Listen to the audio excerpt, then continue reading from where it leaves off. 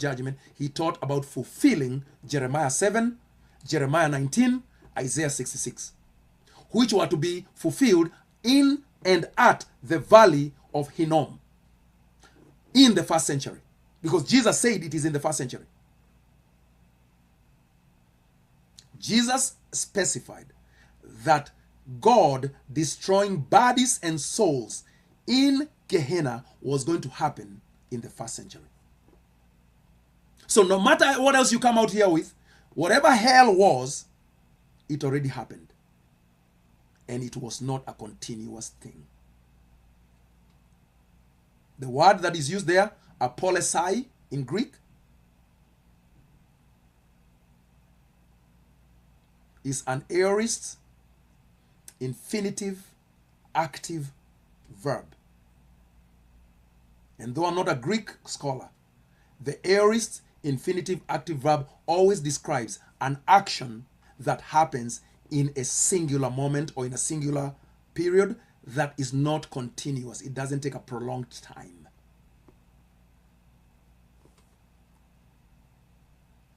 That's the word that Matthew chose to use in Matthew 10. This here, do not fear those who kill the body, but cannot kill the soul, but rather fear him who is able to destroy both body and soul in hell. Of course, we say that's a very bad translation. So therefore, Berean literal Bible is the only one you can trust here in this verse. And you should not be afraid of those killing the body, but not being able to kill the soul. Indeed, rather you should fear the one being able to destroy both soul and body in Gehenna. Gehenna is the valley of Hinnom. That's the Hebrew name of Gehenna. Gehenna is a transliteration, so that it says here, for the sons of Judah have done evil in my sight, declares the Lord. They have done their detestable things. They have said their detestable things in the house that is called by my name to defile it. And they have built the high places of Tophet, which is in the valley of the son of Hinnom. That is in the valley of Hinnom, Gehenna. To burn their sons and their daughters in the fire, which I did not command, nor did it come into my mind. I am not a human burning kind of a God. I don't burn humans. More so, I have never commanded anyone to burn their sons and their daughters in fire. It has never come into my mind. Therefore, behold, the days are coming, declares the Lord, when it will no more be called Tophet, or the valley of the son of Hinnom, but the valley of slaughter. For they will bury in Tophet, because there is no room elsewhere. And the dead bodies of these people will be food. So do their bodies remain? Do their bodies remain after the day of judgment? In Jeremiah, do their bodies remain? No. Well, but Pastor, that's Old Testament. Old Testament is shadows. I know. Old Testament is types and shadows. Okay. Do their bodies remain in Revelation 19? Revelation is a fulfillment, right? Here it is. Do their bodies remain? And I saw an angel standing in the sun. And with a loud voice he called to all the birds that fly directly overhead. Come, gather for the great supper of God, to eat the flesh of kings, the flesh of captains, the flesh of mighty men, the flesh of horses, and their riders, and the flesh of all men, both free and slave, both small and great. And I saw the beast and the kings of the earth with their armies gathered to make war against him who was sitting on the horse and against his army. And the beast was captured, and with it the false prophet who in its presence had done signs by which he deceived those who had received the mark of the beast and those who worshipped its image. I'm wrapping over here. Their bodies do not remain in either case. So this idea that, oh, God, he will give them other bodies. No, Revelation 19 is talking about the final judgment. The final judgment.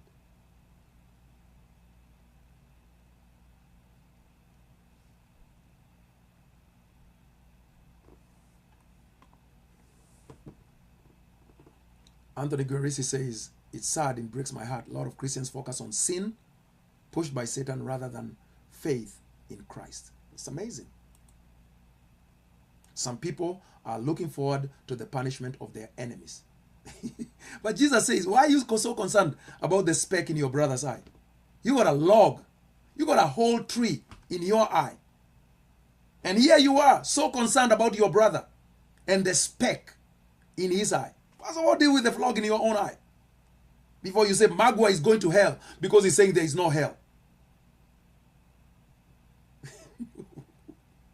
I'm not saying there is no hell. I'm just saying, well, I am saying there is no hell. Let me just be honest. Because the hell that I was taught as a child and even in Bible school is not from the Bible. So there is no such hell. There is a place in which final judgment was to take place. That word has unfortunately been translated into the word hell. That place is actually called Gehenna. It is a real place. It's a real place. It exists even today. But today, it is a very beautiful valley. If you go to Jerusalem today and you say somebody, can you take me to Gehenna? Can you take me to the valley of Hinnom? See, the valley of Kidron still exists in Jerusalem. So does the valley of Hinnom. It's a very beautiful place. Very beautiful. I've seen the pictures and the videos of it. But today, it is no longer a place of judgment because the covenant which determined and demanded the judgment of Gehenna is no more. It's over. Done with. And it will never come back. So there is no future place of judgment. So therefore, there is no hell the way it has been envisioned by Christian scholars. Now you may not believe me. That doesn't move me. I hope you believe Jesus. And I hope you believe that Jesus is quoting Jeremiah. Now let me summarize. This is part 2. We are still summarizing. Today I've taken you to Mark 9. But I want to show you that in Matthew 10, Jesus, this here, where he says, do not fear those who kill the body, but cannot kill the soul. Rather fear him who can destroy both soul and body in hell. This judgment was to take place, according to verse 23, when? Here. When they persecute you in one town, flee to the next. For truly, I say to you, you will not have gone through all the towns of Israel before the Son of Man comes. So Jesus puts his second coming, at which he was to execute judgment, within the lifetime of the 12 apostles. Because the 12 apostles are the only people who are the subject of Matthew 10. He called to him his 12 disciples, gave them authority. Their names start with Simon Peter. These 12, he said, go nowhere among Gentiles. Enter no town of Samaritans. Rather, go to the lost sheep of the house of Israel. Tell them the kingdom of heaven is about to come. When the kingdom of heaven comes, according to the Old Testament scriptures, there's going to be judgment. So therefore, that's why he tells them in verse number 14, if anyone will not receive you in the towns of Israel, shake off the dust from your feet when you leave that house or town in Israel. Truly I say to you, to be more bearable in the day of judgment for the land of Sodom and Gomorrah than for that town. So when you get to verse 23, he tells you when the judgment is going to take place. When they persecute in one town, flee to the next. For truly I tell you, you will not have gone through all the towns of Israel before the Son of Man comes. So therefore, when you continue, Jesus now will say the reason why you will be killed is because you are like me. A disciple is not above his teacher. It is enough for the disciple to be like his teacher and the servant to be like his master. If they have called Jesus the Beelzebul, Matthew 12, how much more will they malign those of his household? So have no fear of them. Who are they to have no fear of? The people being told to have no fear are the 12. Because in verse number 16, they are told this, behold, I am sending you as sheep in the midst of wolves. The wolves are the Pharisees and the Sadducees. So be as wise as serpents. Be as wise as them. Serpents are people. And innocent as doves. Doves are also people. They're metaphors of people. Beware of men. They will deliver you over the courts, flog you in their synagogues. So once he has told them that this is all going to happen to them before Jesus comes back in their lifetime, obviously, naturally, you should expect they would become afraid. Oh, Jesus, they're going to kill us. You say they're going to persecute us. We are going to be dragged before governors. We are going to be flogged in their synagogues. Jesus, that's scary. So Jesus now wants to encourage them, having told them what's going to happen to them before his second coming at the end of that generation. So have no fear of them. Have no fear of them. Verse 28. Do not fear those who kill the body. Which body are they killing? They are killing the body of God's people. The body has many members. But they cannot kill the soul of that body. They cannot kill the spirit. Rather fear him who can destroy. Notice he doesn't use the word kill as in the first part. He uses the word destroy. Word destroy. Now, since I already mentioned it, I have to show it. Show and tell time. Show and tell time. What is the word that Matthew uses here in destroy? In the first place, he uses kill. So he says, watch this. Anybody ready for Bible study? And you should not be afraid of those who killing. Look at the word killing. Apoktinenonton. Let's see it in the simpler Greek. Apokteino or apoktino. That's to kill. To kill, to slay, to put to death. Apokteino. Okay? So don't worry about those only who can only do apokteino. The body. The however soul they cannot be able to kill. Apokteino again, 6:15. But you should fear, however, rather the one being able, dynamenon, dunamis, power, having the power, both soul and body to destroy. Now, the word he uses there is apolesai. Apolesai. When you look it up, and this is why you should know how to look it up, when you look it up, it gives you a range of words. It doesn't give you just one of them. Anytime you look up the Strong's Concordance, Strong's Concordance only gives you a family of words. It never gives you specificity. So for instance, here, it gives you the word it says is apolumi. But in fact, the word was not apolumi. It was apolesai. Let me give you an example of what that means. The verb to be. To be or not to be, that is the question, right? The verb to be has many forms. Was, is a form of the verb to be. Will is a form of the verb to be. I will come. I was there. I be doing this. I know that's not good English. So, if you want to find out, the meaning of the word was is not the meaning of the same word be, and it's not the meaning of the word will, right? They have different meanings. So, therefore, when you look up a word, look up the actual word. So, this word is apolesai. It is not apolumi. I'm doing this because I know there are some theologians amongst us. You have tried to say to them the word apolumi there means to destroy. But the word apolumi has a wide range of meanings. It can mean to destroy, in one case. It can mean to perish.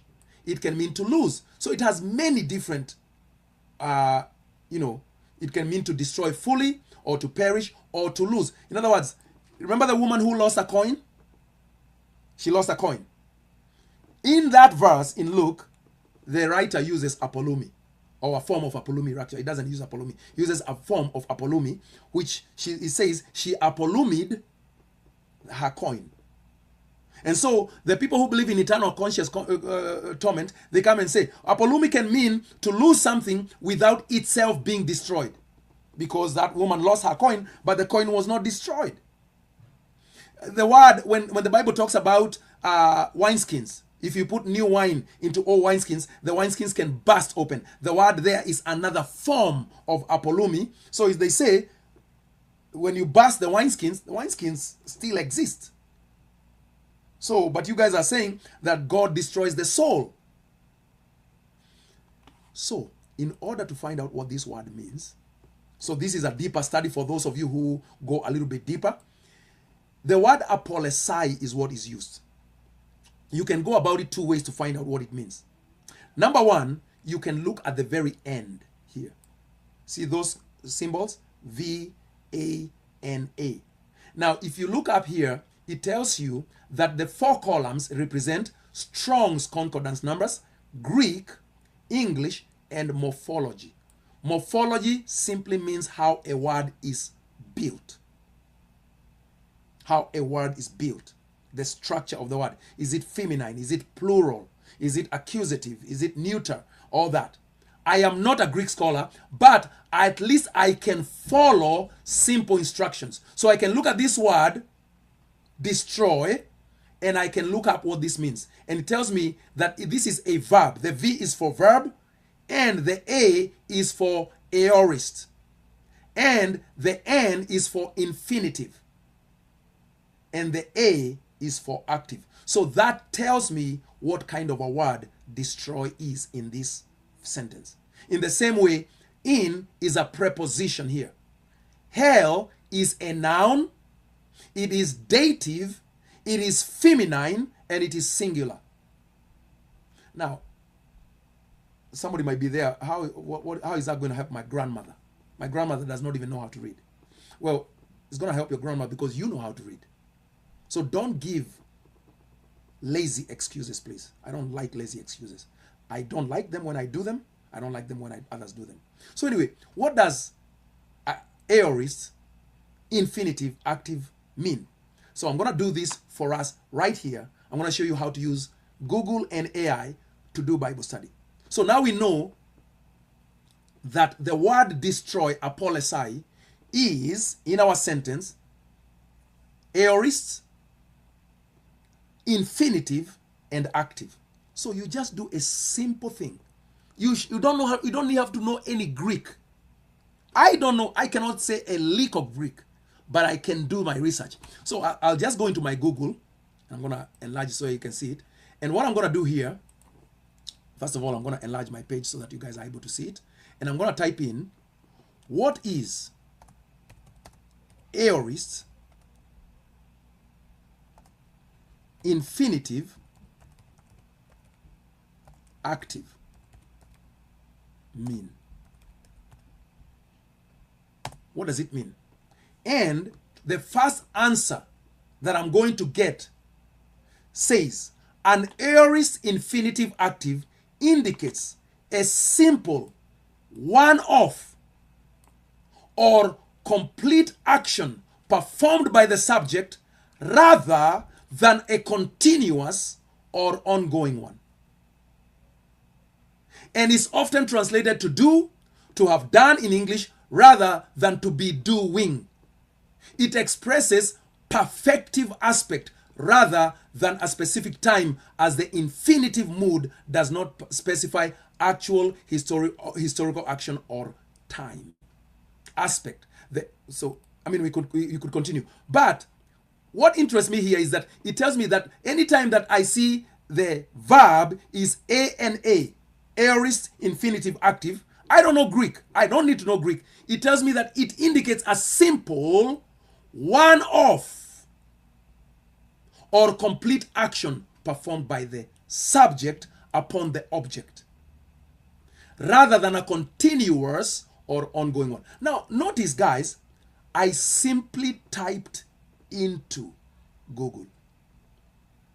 This is the AI of Google giving me back. The AI does not know what word I am researching. It just tells me whatever word you are researching, however it was used, it was referring to an action. It was a verb. It was one-off. It was simple. It was complete. It was performed by the subject. And it was not continuous or ongoing.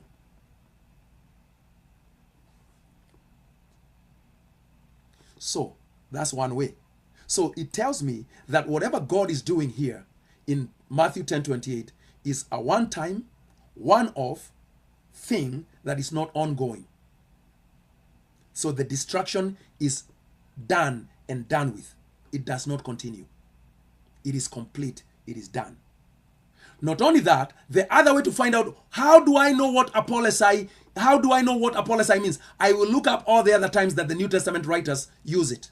So I will click on the word apolesai. Notice, guys, please, I am not a Greek expert. I have never taken a Greek class in my life. I'm just using the tools at my disposal, which are available to you. This tool that I'm using is called the Bible Hub, H-U-B, or as we say in Kenya, H-U-B. I know some of you grammar people say it's H, not H. Well, it is H for us, and it's H for you. So anyway, I like kidding around. But the Bible Hub app is free of charge. No ads. You don't pay a single cent. And everything I've done with it tonight, you can do with it freely. All you have to do is to commit yourself to learn all the different tabs. That's it. And the more you use it, the better you become at it. So, let's look at apolesai and how many times it is used in the Bible. The word apolesai is used exactly 8 times in the New Testament.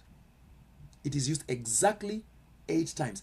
You will always see it has the V and A. V, A, and A. And even if I was to click on the V, A, and A, just so you can see, they will tell you that the V is a verb and all that. So I'm not going to go into that because, So the first time it is used is in Matthew 2:13. Herod is going to seek for the child to destroy him.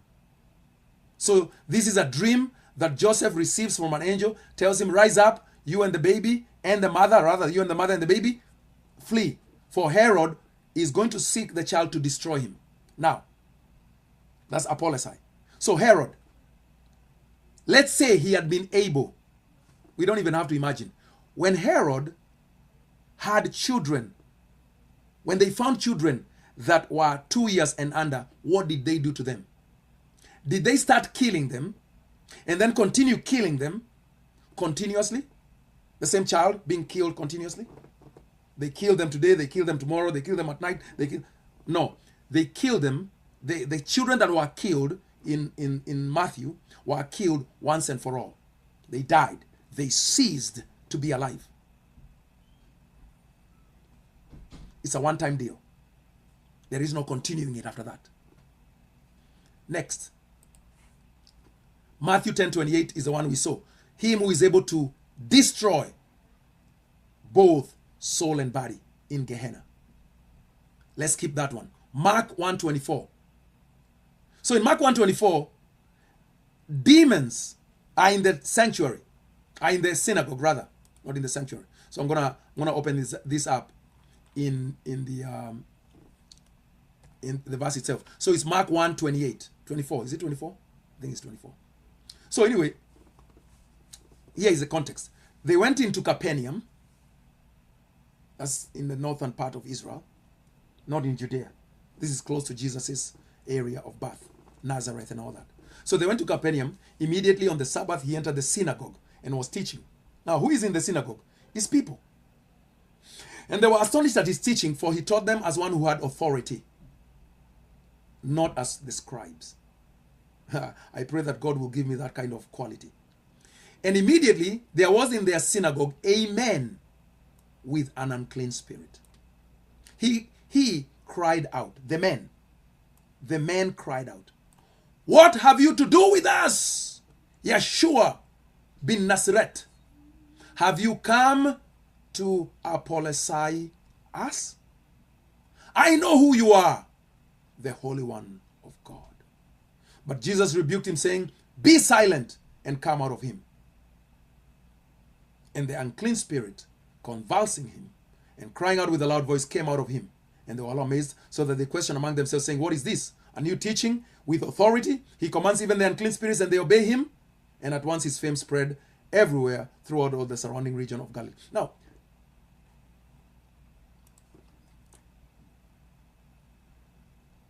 let's say you're one of those people who believe in demons so much, which I think is a biblical thing. Let's say you believe demons are just everywhere today. And therefore, this is a man possessed by a demon. Now, a demon is a spirit. It's an unclean spirit. It's not a physical thing. A demon is already separated from God. It does not dwell with God. Now, the eternal conscious torment people say, well, you can't use these verses like this because when a person is killed, like if Jesus had been killed as a baby, his soul would remain alive. So the soul cannot be killed, they say. The soul cannot be destroyed. It cannot come to its end. And they say the spirit is also immortal. Something that is not taught in the Bible, by the way. Something that is not taught in the Bible. So the spirit is afraid that Jesus has come to destroy them. The spirits are already in a place of torment, according to Christian doctrine. They are already in a place of eternal lostness, long before Jesus comes along. So what other destruction would a spirit be afraid of? Why have you come to destroy us?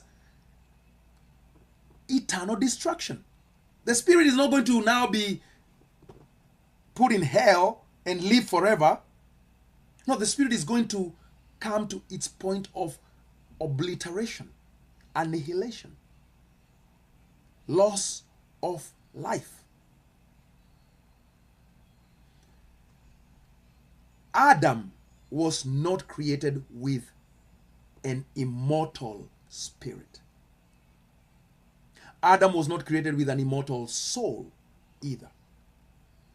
And in Hebrew, the spirit and the soul are used interchangeably, mind you. So the Hebrews did not distinguish between the spirit and the soul. That is a Greek concept. So, God says of Adam, lest he stretch out his hand and eat from the tree of life and live forever, let's cast him out of the garden. Now, if Adam was already immortal, as is claimed by some, why is God afraid? And God was afraid that Adam would eat the tree of life and become immortal. Moreover, the New Testament teaches that God alone possesses immortality. God alone possesses immortality. The New Testament says, when the mortal puts on immortality. So man is mortal, not just outwardly, but even inwardly. The inner man of a man is mortal. The only being which is immortal is God. And the sacrifice of Christ on the cross gives the gift of immortality to the souls of men. Therefore, when Brother Jesus, is it okay if I call him Brother Jesus? Is it okay with anybody if I call him Brother Jesus? Because Jesus is not ashamed to call us brothers. So we should not be ashamed to call him brother also. When Jesus is speaking to his brothers, of which he is their Lord, and he is our Lord, so it's not disrespect when we call him brother. He tells them, do not fear those who can only kill the body. We know what killing the body is. When you kill a body, it does not continue to be alive. It loses its vitality, its function of life. But he says, don't worry about that. If somebody cannot kill the soul, and the word there is apokteino, don't worry about them. Rather, fear him who can destroy, apolesai, both soul and body in Gehenna.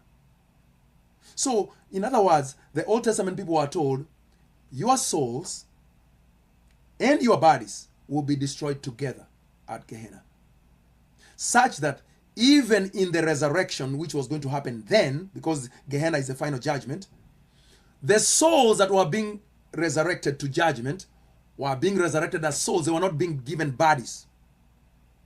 They were being judged in their soul form. And then they were being cast into the lake of fire. And then the lake of fire itself was being obliterated. For death was the last enemy to be destroyed. Death itself did not remain in existence. So if death is the last enemy to be destroyed, 1 Corinthians 15:28 or 26, I think, one of the two, how can wicked people remain alive when death itself is obliterated out of existence? So, are we yet at... So, we were looking at these uses of apolesai. So, we have already seen Mark 1. If we go to the next one, Luke 4:34. It's a parallel to Mark 1. Remember, have you come to destroy us? So, the demon in the synagogue in Luke says the same thing. Have you come to destroy us? I know who you are. So, we skip that one. So, the next one is Luke 6:9. Luke 6:9, we need to see. So these are all the times that apolesai is used. And every time it is an action that is done once and for all, it does not continue. It does not continue. So, ESV, Luke 6:9. Luke chapter 6, verse 9.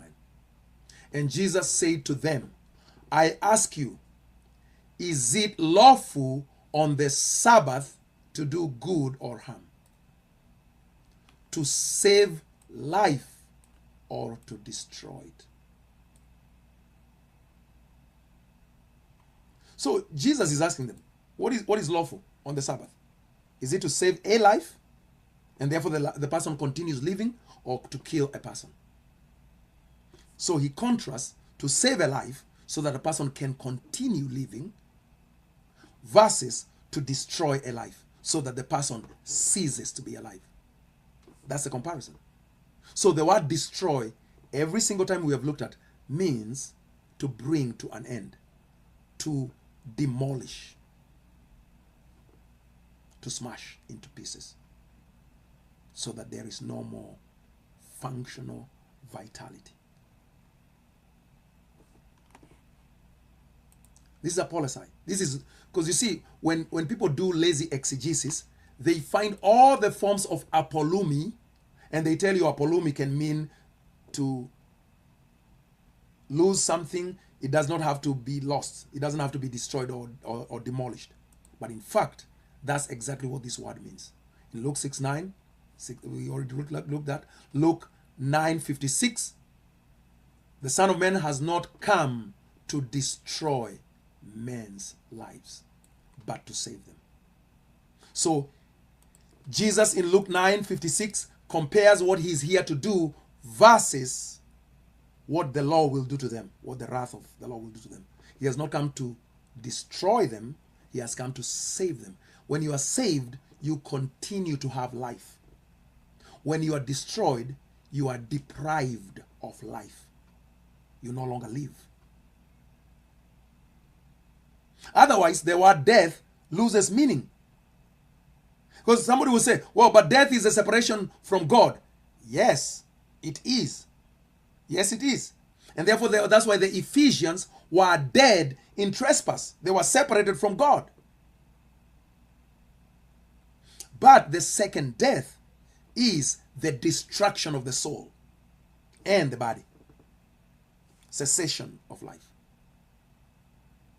Because if people say that you will live in one of two places, either in heaven or in hell, you've heard that teaching, right? You will be alive in one of two places, heaven or hell, which means you never died. Then it contradicts every statement in the Bible that says the wages of sin is death. Because you don't die, you continue living.